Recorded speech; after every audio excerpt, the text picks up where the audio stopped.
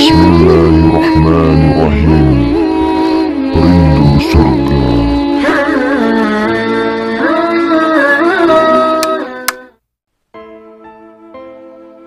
Assalamualaikum warahmatullahi wabarakatuh. Alhamdulillah wassalatu wassalamu ala Rasulillah sallallahu alaihi wasallam. Allahumma falakal hamdu kama yanbaghi li jalali wajhika wa 'azimi sultanik. Radina bika ya Allah Rabba wa bil Islami dina wa bi Muhammadin sallallahu alaihi wasallam nabiyyan wa rasulah. Amma ba'du. Saudara-saudaraku, adab-adab memberikan klarifikasi kepada umat, atau juga anggaplah kejujuran kita dalam menyampaikan nasihat itu teruji dengan cara. Caranya bagaimana? Kadang-kadang ada niatnya bagus, tujuannya bagus, tapi caranya tidak kena. Maka kita sudah sama-sama tahu hukumnya adalah ditolak oleh Allah Subhanahu wa taala. Ada orang bertujuan membangun masjid. Itu tujuannya. Niatnya lillahi taala, caranya dengan cara berjudi. Ya, dengan cara melakukan hal yang sifatnya gambling dan lain-lainnya, maka Allah akan menolaknya. Ada orang yang tujuannya adalah untuk menyelamatkan seorang wanita muslimah sebatang kara. Niatnya karena Allah Subhanahu wa taala.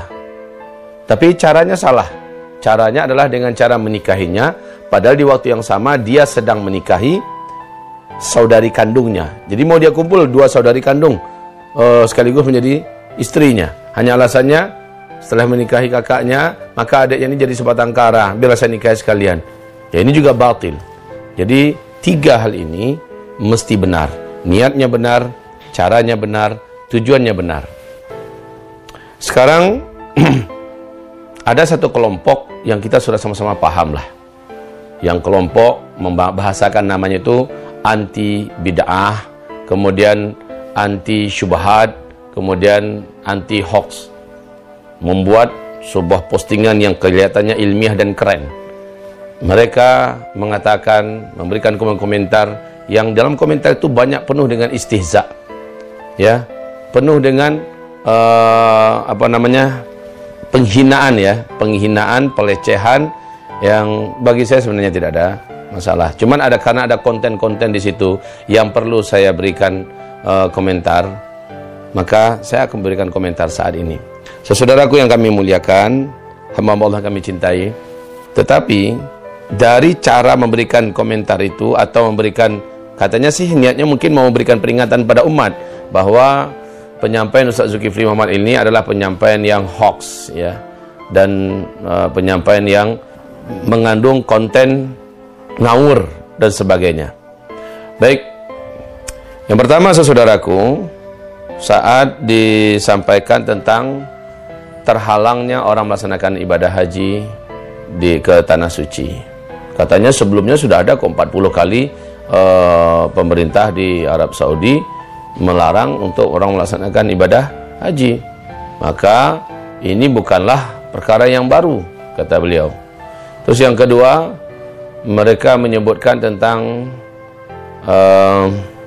yang bergaduh di Arab Saudi itu, setelah dengarkan ceramah saya ya, lalu dikomentari ketika saya menyampaikan bahwa yang bergaduh itu nanti ke depan ada peluangnya, karena yang ketiga ini sekarang lagi perang dingin, yaitu anak kandung Raja Abdullah, mantan Raja Arab Saudi sebelumnya telah meninggal dunia, namanya Mut'im bin Abdullah. Kemudian anak kandung Raja Salman, dan dia adalah putra mahkota yang berhasil mendapatkan status sebagai putra mahkota setelah melengsarkan atau mengkudeta sepupunya, yaitu Muhammad bin Nayef, anak kandungnya Pangeran Nayef bin Abdul Aziz. Kemudian juga Pangeran Khalid bin Talal. Wah, langsung dikomentarinya, coba lihat di Al Jazeera saja dikatakan bahwa yang bersengketa itu adalah Muhammad bin Salman sebagai putra mahkota dengan adik kandungnya Raja Salman itu Ahmad bin Abdul Aziz. Kemudian juga dengan Muhammad bin Nayef. Berarti Zulkifli ini sudah melakukan penyebaran berita yang bohong, konten yang tidak benar. Ini menandakan orang ini enggak seutuhnya mengikuti kajian-kajian kita. Kalau mendengarkan kajian-kajian kita, saya telah menyampaikan bahwa telah terjadi penangkapan. 20 orang pangeran ditangkap dalam beberapa waktu terakhir ini demi mengamankan suksesi kepemerintahan ke depan. Ya, saya menyampaikan siapa-siapa yang sudah ditangkap. Tetapi berkaitan dengan perang dingin yang terjadi antara 3 orang yang paling kuat di Arab Saudi sekarang ini, itu bab yang lain. Itu bab yang lain. Jadi tidak ada sama sekali hubungan bahwa dengan mereka lah Muhammad bin Salman ini nanti akan bersetegang. Tidak. Kalau ini orang-orang ini, insya Allah saya tidak pernah mendengarkan ada cekcok yang akan membahayakan, yang berpotensi membahayakan di ke depan. Tetapi bagi Muhammad bin Salman, dia melihat ini akan terendus bagi beliau, ini akan melakukan kudeta. Baik saudaraku, ini di satu sisi ya. Di sisi yang lain, ketika saya menyampaikan bahwa Muhammad bin Salman ini sangat berambisi, lalu dikomentarinya, apa nggak tahu Zulkifli ini bahwa Muhammad bin Salman itu adalah putra mahkota resmi, bahwa setelah Raja Salman meninggal nanti dialah ini orang nggak utuh mendengarkan kajian kita, lalu dengan cepat memberikan komentar. Kita sudah sampaikan di berbagai macam kajian yang lain. Jangan hanya dari satu sumber pengajian langsung disimpulkan begitu, ya. Bahwa kita sudah sampaikan sesungguhnya Muhammad bin Salman ini telah mendapatkan statusnya sebagai putra mahkota, di mana dia mendapatkan itu dari tangan saudara sepupunya yaitu Muhammad bin Nayef yang dibaiat di bulan ketiga ketika Raja Salman baru saja naik menjadi raja. Dibaiat menjadi raja, dia langsung membaiat 2 pangeran.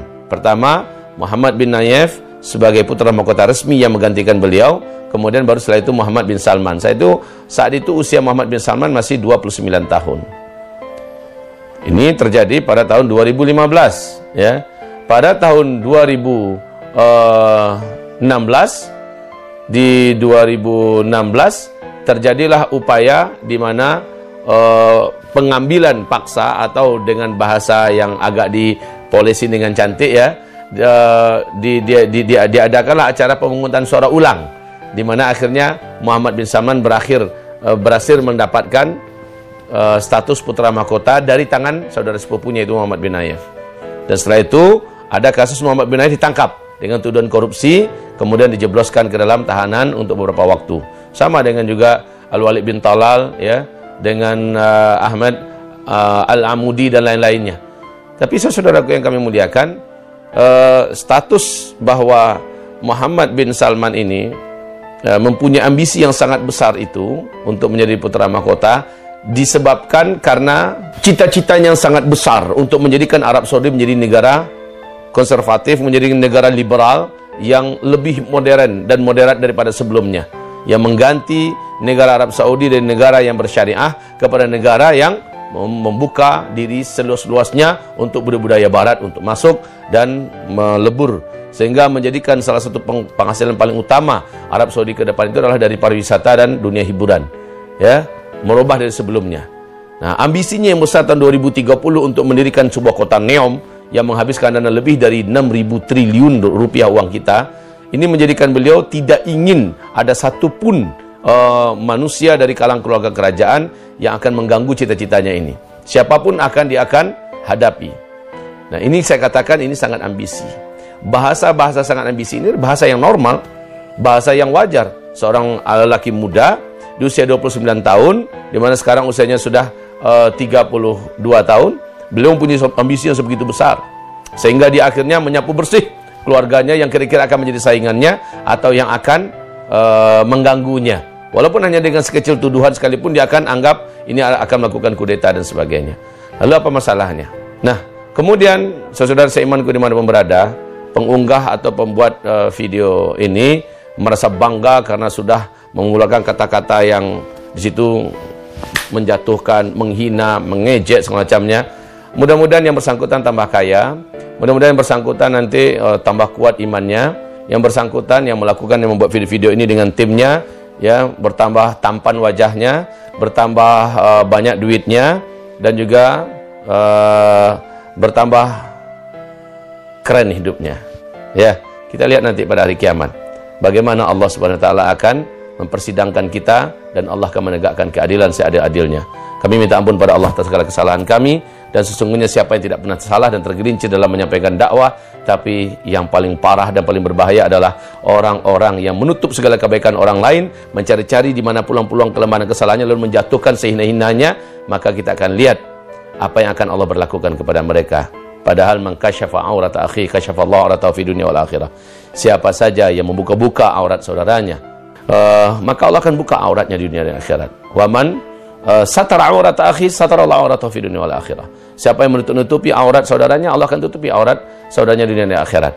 Tapi memanglah ya, mereka ini memang tidak menganggap kita ini apa-apa. Kita bukan ustaz, kita bukan dai yang layak untuk didengar, apalagi ulama. Maka bagi mereka daging kita ini halal untuk mereka makan dengan cara menghibahkan ke sana kemari. Ma'adzanallah.